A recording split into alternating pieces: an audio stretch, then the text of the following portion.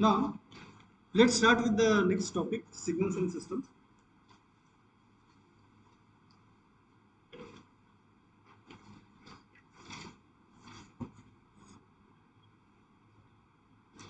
What is signal? What is signal processing? I have already told you. So, what is this analog signal processing? I told you, but you just have it look at it visually. So we have this input signal, which is an analog signal from the human body. Then we put it into the electronic circuit. So the output, it is the process output signal, and it is also analog. Okay. So input is analog signal, output is analog signal. So it is called analog signal processing. Okay. Now in the digital circuits, when we take the signals into the digital domain and use the microprocessors and microcontrollers, then it becomes the digital circuits, and then it is called the digital signal processing. Okay. So what are the advantages over here? Flexibility in the configuration of the DSP operations. They are usually accurate. Easy storage would be there, and these are cost effective. Okay. I'll be a bit faster in my lectures. You please go through the online lectures from 2023. Over there, you'll be getting the things in detail. Now again, digital signal processing. So what we have the signal from the heart. Okay. Then if you see, we are having analog to digital converter, and prior to that we are having anti-aliasing filter. So why this anti-aliasing filter is needed? Anti-aliasing filter is needed to band limit the incoming signal. Okay, so that the signal, when we take it into the digital domain, it is not aliased. Okay, aliased means corrupted. Okay, so it is not corrupted. Why this corruption happens, we will be discussing at a later stage. Okay, now once it is being digitized, then we use this digital processing unit. Okay, now once it is being processed, if you want to generate the analog signal, so what you can do is that we can use digital to analog converters, and then we will be having this reconstruction filter. Okay, so this complete setup, it is called digital signal processing, because at the core we are having a digital processing unit which will be processing the data. Now I have an important question for you. What is the difference between analog signal and a digital signal?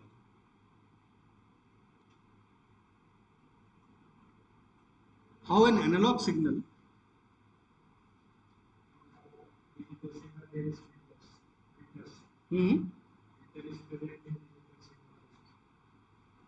analog thing also it is. So how an analog signal can be converted into digital signal? Forget that. What is the difference between analog signal and continuous time signal?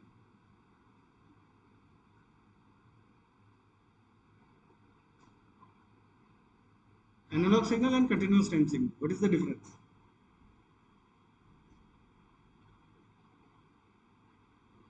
How many of you are from biomedical engineering background? No, electronics, electrical, electronics, electrical. So what is the difference between analog and continuous time? The signals. Are they same? Then what is the difference?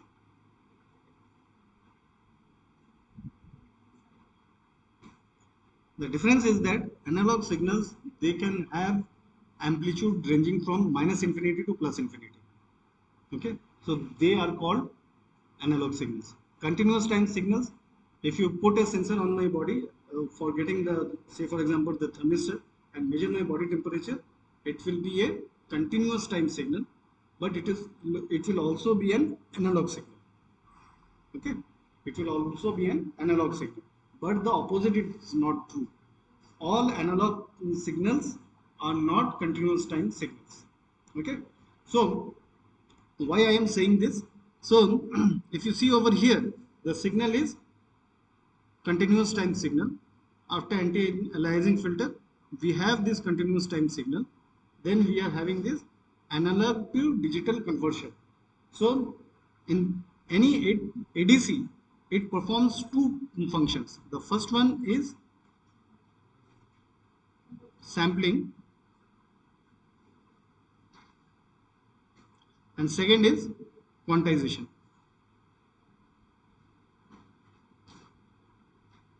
Okay, in sampling what happens? This is the signal. At regular intervals we will be taking the amplitude values. It is as simple as that. So when you do that, it becomes a discrete time signal. When you do the sampling, it becomes a discrete time signal. Okay. Now it has become a discrete time signal, but it is still an analog signal. Okay. It becomes digital signals once we go for the quantization. Then it becomes digital signal.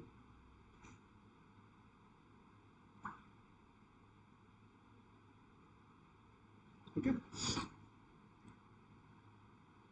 So up to sampling signal was analog signal, because the amplitude value could have been in the range of -infinity to +infinity. Okay. Then what we have after the digital signal has been there, so we have quantized it because there are specific values which a signal can take in digital signals. Okay. So if you are using a system, digital system, which works in the range of ±10, so the maximum value that a digital signal can have is +10 volt and the minimum value would be -10 volt. Okay. So it may be ±20 volt, it may be ±30 volt, it depends on the digital systems. So there would be a limitation of the voltage, up to how much it can go. That is the first thing. And second thing is that within this limit also the voltage range will be specified. Say for example, if it is a ±10, say for example 0, 1, 2, 3, 4, 5, let us say ±5 volt for the sake of understanding. 1, 2, 3, 4, then -1, -2, -3, -4, -5. Okay. So if the amplitude value is say 0.5, it will be rounded off to 1. If it is 0.49, 0. Okay, it would be 0. So if you see, even a 0.01 volt difference, what is happening? There is a marked change in the values. So we are incorporating some errors, and it is called quantization error. This error is called quantization error. Okay. So what I mean to say is that digital values can take only the prefixed values. They cannot take any values outside this, the prefixed values. Okay. It may be 0, 0.5, 1, 1.5, 2, 2.5. So there would be a delta V interval. Okay. So 0 plus 0.5, 0.5 plus 0.5, that means 1, then 1 plus 0.5. So by that delta V, the increment or decrement of the voltage would be happening. Okay. Now once it has been processed, then we get into the digital to analog filters. Now again over here in digital to analog thing, two things are happening. So in the digital to analog filters, what will happen? It will convert the digital filter to the analog domain. Okay. So it is capable to have any kind of amplitude value, but the signal would be discrete time signal. Similarly over here in sampling, after sampling you got discrete time. So similarly over here you will be having a discrete time signal. Now this reconstruction signal, it helps you to convert. So over here you are having DT. So this reconstruction filter, it will help you to get to the continuous time domain, and this is basically a low pass filter which helps in the generation of the envelope.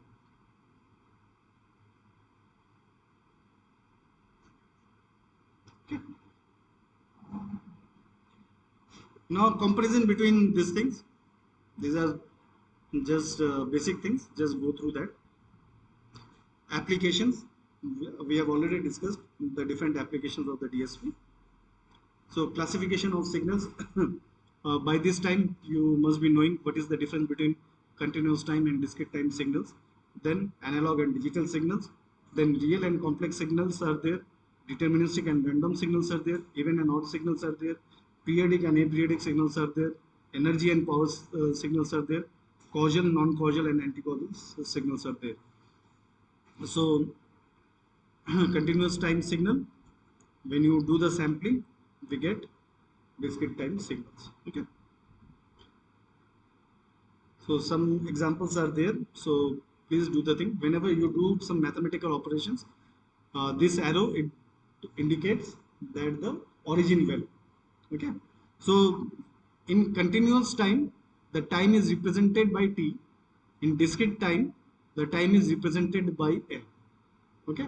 So when n is equal to 0, that means you are at the origin. So how do you define that? We define with this arrow. Okay. And when we want to do some mathematical operations, so if you see x1n and x2n both are there, so we have to match the origin values and then do the addition or subtraction or multiplication, whatever you want. Okay. So this you keep in mind. Then again, if you want to plot the result, so 0, 1, 2, 3, 4, n will be going towards the right hand side, towards the negative side also, and then just put the values 1, 3, 5, 4, something like that. So you will be able to plot the values. Then analog and digital signals, I have already told you, sampling, quantization. Okay. Then how this delta V is being calculated. This delta V, it is being given by 2 into V divided by L. What is V? I told you that plus minus 10 volt, plus minus 20 volt. Okay. So this 10 would be coming, say for example, we are working with a plus minus 10 volt system. So we will be getting 2 into 10. Okay. Then L means how many intervals you want. Okay. So based on that, we call it as an L array signals. Okay. And usually it is in the it is having a value of 2 to the power n. Okay. So if it is 1, so what will happen? 2. So delta V will be 10. So if you look into this axis, minus 10, plus 10, so only 2 levels. This is 0 volt, delta V1, delta V2, only 2 levels. If it is 2 to the power 2, so it will become 4, so it will become 20 by 4.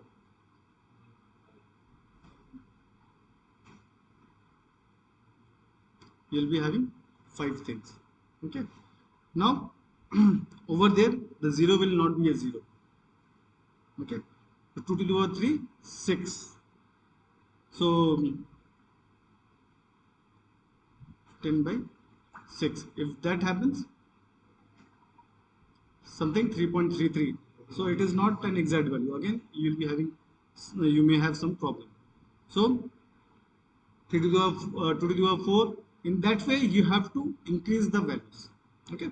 So once you increase the values, in that way you will be able to get the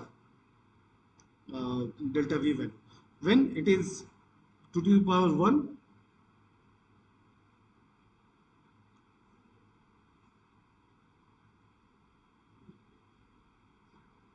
you will be having only basically 3 levels, 0, 10 and minus 10. In that way it goes. Okay. Then real and complex signals, if any signals we are having this J, which is a complex number, nothing but under root of -1, then it is a complex signal. Usually the frequency domain signals, they are complex signals, and real signals, this J component will not be there. Then deterministic and random signals. Deterministic means it can be governed by a mathematical form or mathematical equation or a graphical form, whereas random signals, they are usually been defined using their statistical or probabilistic distribution values like mean, mean squared values, and so on. Then even and odd signals. So what is even and odd signals? If x of minus t is equal to x of t, then it is regarded as even signals. So the common example is cosine signal. So if you see x of t, if you consider this point, so this is x of t. Again, if you consider the mirror point over there, so it is x of minus t. They are having same values. So it is an cos signal, it is an even signal. If x of minus t equals to x of minus of xt, sinusoidal signal. If you see, if you consider this point, this is x of t, x of t, and this is x of minus of t. Now if you look into the value, x of t is equal to minus of x of minus t. Okay, so the sinusoidal signal, it is an odd signal. So some examples are there which has been explained in the previous video. So this is also another example. So let's move forward. Then this equation is there. Any signals, they are basically composed of a combination of even and odd signals. It has been given over here in this way. So what is that? So when we talk about the even signals, even signal is nothing but xn plus of x of minus n. Okay, and odd signals, xn minus of x of minus n. Okay, so suppose this is the xn. So this is the origin. So 1, 5, 3, 4, 2, 5, 2. So if you have to calculate the x of minus n, so keep the 4 as the same and then reverse the values. So this 2 will come over here, this 5 will come over here, this 2 will go over here. Then on the other side you will be having this 3, just invert the values. Okay, so you get the x of minus n. Now for the even signals, xn plus of x of minus n you get, and for calculating the odd signals you get xn minus of x of minus n. Okay, so periodic signals and aperiodic signals, sinusoidal signals, they are periodic signals. Then any other signals which is not having any periodicity, they are regarded as aperiodic signals. In terms of mathematics, x of t, if it is equals to x of t plus t0, where t0 is the time interval, or time interval, or the period of the signal x of t, then it is a periodic signal. And if any signal does not follows this rule, mathematical formula, then it is an aperiodic signal. So this is an example of periodic signals. Okay, so some numericals are given. Energy and power signals. So energy signals are given by E equals to some this integral of minus infinity to infinity modulus of x of t whole square dt. Whereas power signals, they are given, the power of the signals are given by limit capital T tending to infinity 1 by t integration of minus t by 2 to t by 2 modulus of t whole square dt. Okay, this is for the continuous time signals, and for the discrete time signals, these are the equations. Okay, so an energy signal, it is having a finite energy. Okay. On the other hand, for the power signal, it is having a power and a finite and non-zero power. Finite and non-zero power. Okay. And also the energy of the power signals, it would be infinite. Energy would be infinite. Okay. On the other hand, the power of the energy signal, it is 0. Okay. So if you look into the energy signal, energy is finite, power is 0. On the other hand, for the power signals, power is finite and energy is infinite. Okay. If any signals does not meet this criteria, then they are regarded as neither energy nor power signals. Okay. So difference between the energy and the power signals have been given. So these are some of the examples how to calculate the powers and the energy of the signals. So here also there is another example. Okay. Then we have causal, non-causal and anti-causal system. So how do you define? So this is the 0 time, and then 1, 2, 3, 4 like that our n or t goes. So any signal which is a right-handed signal, it is called causal signal. Okay. Non-causal signals, what happens? When the signal starts before the origin. Okay. Let me draw it in with the blue. If the signal starts before the origin, then it is regarded as non-causal. And anti-causal, these are the signal which are opposite to the causal. In the causal one, the signal started from 0 and it went up to infinity. Anti-causal means it will start with 0 and it will go to minus infinity. Okay. So some of the useful signal operations: signal shifting, time scaling, time inversion, reversal, which is also regarded as a reversal, and combined operation. Time inversion, I have already told you. That means when you convert xn to x of minus n. Okay. Now let us see what do you mean by time shifting. So ft to ft minus a. So see the signal, it is being shifted towards the right hand side. So this value, say for example, over here you are having this value. This value, it has shifted to the right hand side of the original signal. So it is time shifting. Okay. Time advancing, it is given by f of t plus a. In other words, t minus of minus a. T minus of minus a. So that means it is going on the left hand side. So if you see this value, it is going on the left hand side. Okay. So these are the two ways of time shifting.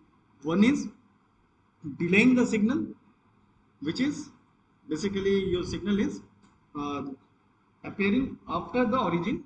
On the other hand, signal advancement, where the signal is appearing before your original signal origin. Okay. So this is an example. F of n over here. So this is the origin.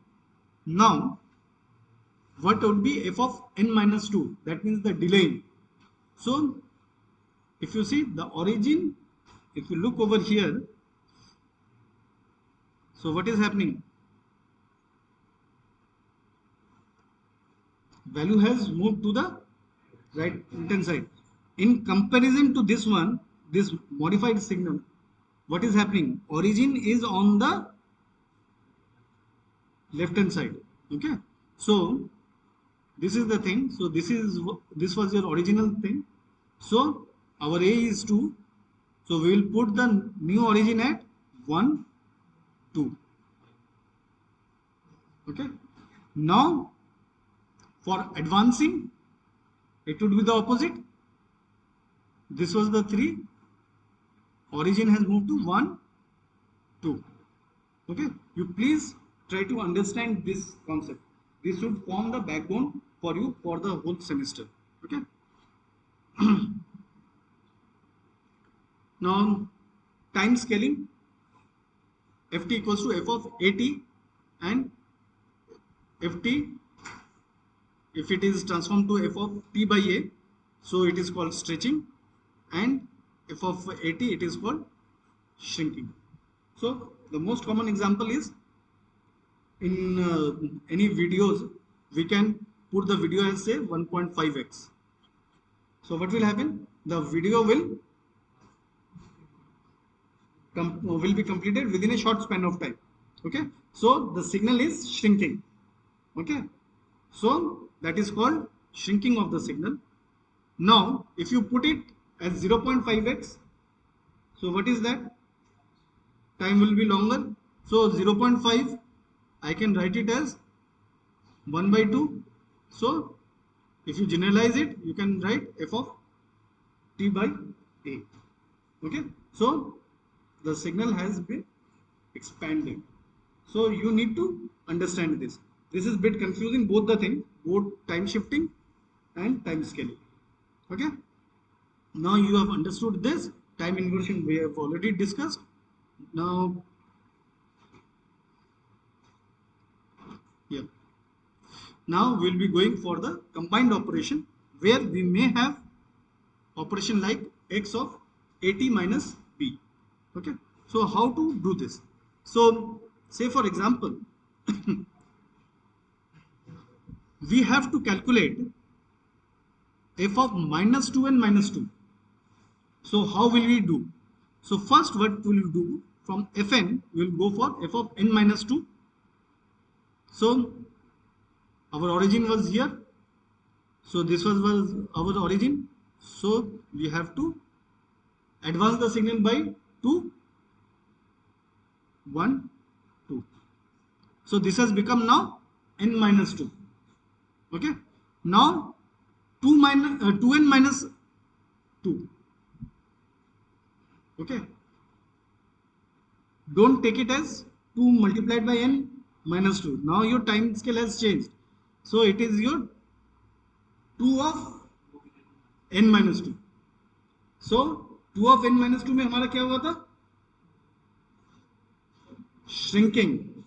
So from this origin, you keep the origin value like this, and then you have to take every second value. So first value I will cut, I will take the second value. It has come. After the origin, 4 I have deducted, 2 will come. 3 I will cancel out, we will get this one. 1 will cancel out, 3 will come. You are getting my point?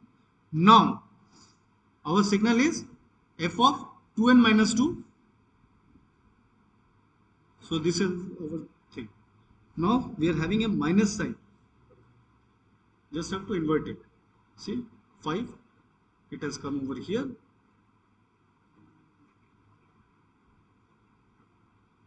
Are you getting my point?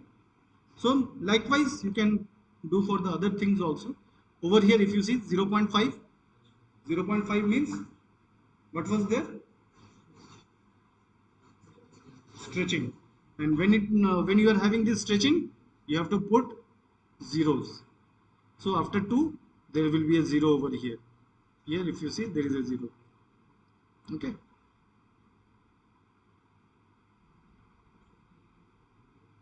This is this is n plus 2 ना? हाँ, ये इसका n plus 2 is here. So after 2, see 0. Then we are having 3. Then after 3, it should be 0. So in that way it goes on both the sides. Are you getting my point? So time. Oh, we have crossed the time, so we'll stop today. So basic continuous time signals. So these are some basic time signals, continuous time signals, which are used in signal processing quite often. The first one is the unit unit step function, the second one is the unit impulse function, third one is the complex exponential function, and sinusoidal signals. Unit step function we have in our last class already discussed. So if you have any signal like this, time and amplitude, and this step function usually it is having an amplitude of 1 and it starts from t equals to 0 and it is continuing till infinity, then this kind of signals are regarded as unit step function. So we can also have a delayed unit function, a unit step function also. Okay, in the next case we have unit impulse function. In the unit impulse function we have already discussed about delta t, right? So what is delta t? Delta t is nothing but an impulse signal at t equals to 0. Okay, now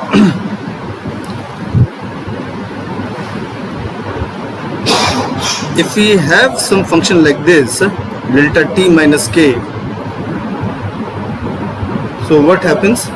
This function, if you see delta is there, that means it is an impulse function, but we are also having a summation of some numbers, right? So what are these? This is an equation for impulse strain function. Impulse strain function. So these are the impulse functions which are present at numerical integers. Okay, so where this is useful? This is useful during the sampling of the continuous time signals. Okay, so we have already discussed about this impulse strain and impulse function and unit step functions in our previous classes. So I'll be moving forward now. So this is the equation for the unit step function, and if there is any delayed unit step function, then it would be something like this. So this is the equation for the delayed unit step function. Now similarly, unit impulse function, so we all know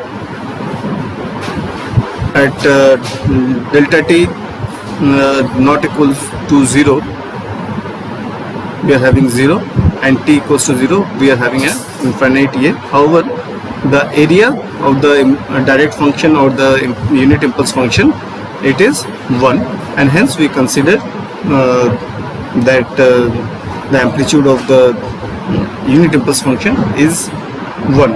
However, in practicality it is considered as 1. However, theoretically it should have an infinite infinite amplitude. Okay, so this is how an impulse function look, and this is the delayed impulse function. And the sampling property, as I was telling you, it is being when you multiply this impulse function with a continuous time signal, so at whatever location this impulse function is present, the output would be that particular value at that instance. Say for example, we are having a temperature versus time curve. So suppose at time small a we have a direct impulse. So what should be the output? We will be getting a single point at A, okay, over there. So when we talk about impulse strain, then at discrete times you will be having these amplitudes like this. Okay, so this property is called the sampling, that with any given continuous time signal, when you multiply the direct impulse function or the impulse train, then at those specific locations where we are having the direct impulses, at those locations we will be getting the values of the whatever the variable is. Okay. Now the shifting property. So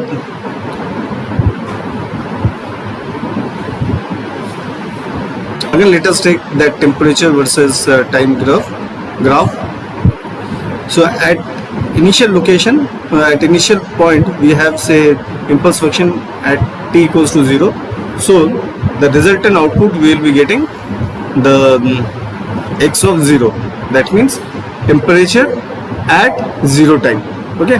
Now suppose if I shift it to any other place, say at time equals to a, then when I have shifted the signal to this impulse function to time equal to a, we will be getting the value of x of a at that location, and this is what it has been denoted with this equation, integral of minus infinity to infinity ft, which is nothing but the xt, right,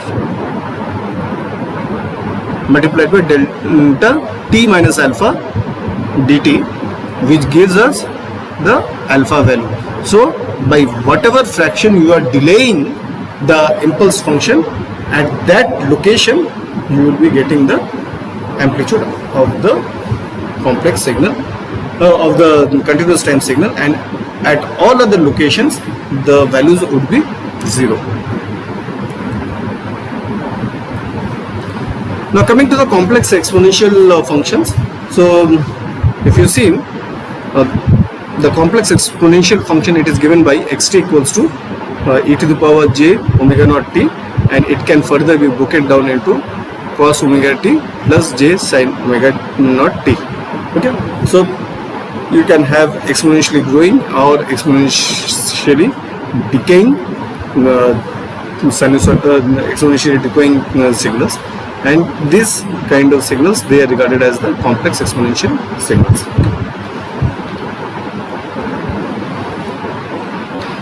Now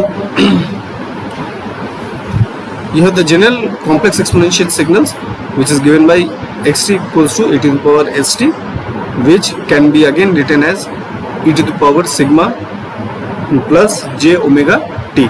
Okay, now this can again be rewritten as e to the power sigma t cos omega t plus j sin omega t.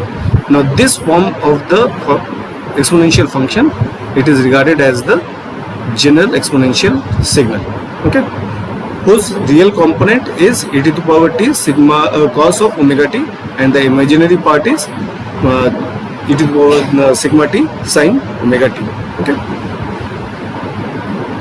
now herein the exponentially the signals are exponentially increasing when your sigma is greater than 0, and it is exponentially decreasing when sigma is less than 0. Okay, so you can see it in the previous slide. Now coming to the real exponential signals.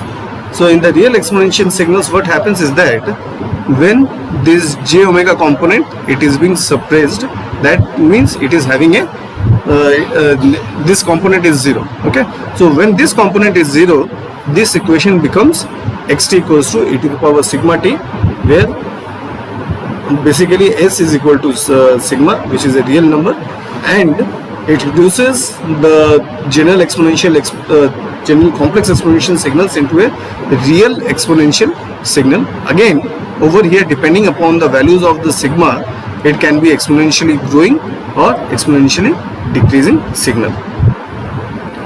Now coming to the sinusoidal signals. So sinusoidal signals, it is a kind of sinusoidal signal. Xt equals to a of cos of omega naught t plus theta, where a is the amplitude, omega naught is the radian frequency in the radian frequencies in radians per second, and theta is the phase angle in radian. Okay, and the fundamental period, it is given by t naught equals to 2 pi by omega naught. Okay, in our last class we have done some numericals, basically in the discrete time domain, it is basically the same. Okay. So from here, 1 by t naught, it is equal to f0 in hertz, and this f0, it is regarded as the fundamental frequency. Okay, and this fundamental frequency, it is given by omega naught equals to 2 pi f naught. Okay, so this is an example of a continuous time sinusoidal signal. Now coming to the basic discrete time signals, the same thing, but in the discrete time domain, we have the unit step function, unit impulse function, complex exponential sequences, sinusoidal sequences. So see, the same thing, from n equals to 0 to infinity, you will be having an amplitude of 1, and it will go on. And then we can also have the signal in a delayed form, u of n minus k. Then unit impulse function, again, if you see delta n equals to 1 for at n equals to 0 and 0 on n not equals to 0, and again you can shift it to any other position by varying the values of k. Now, just like the continuous time complex exponential signals, we have discrete time complex exponential sequences. You see over there, here and here. The rest of the things, they remain the same. And over here, if you see, omega naught by 2 pi equals to m by capital N, where m is a positive integer and n becomes periodic when it is a rational number, right? We have discussed in our previous class. Why you people are giving a blank face? Anyway, so again, general complex equation over here. So if you see c equals to 1, a equals to alpha equals to e to the power j omega naught, if you have it, then we can get a general complex exponential thing. And for the real exponential thing, this alpha should be, both c and alpha, these should be reals. Okay. Now the sinusoidal sequences, again the same thing, xn equals to a of cos of omega naught n plus theta, where omega naught, it is the frequency and theta is the phase.